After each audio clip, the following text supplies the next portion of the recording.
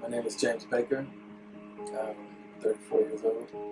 Graduate from Skillpoint 2015. I am a building engineer.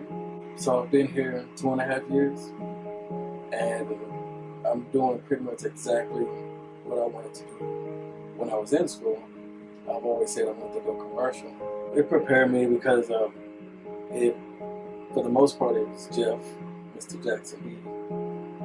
I would be able to call him, and it didn't matter what time it was, and he would answer the phone.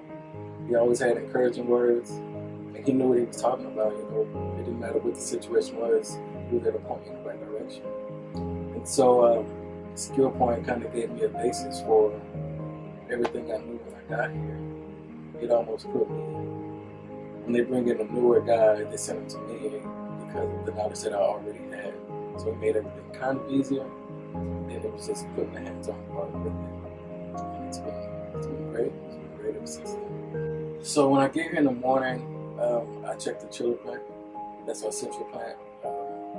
We have centrifugal chillers and stuff. The kids are like that. Just make sure that all our chillers are running perfectly. Our AC system, our heating system.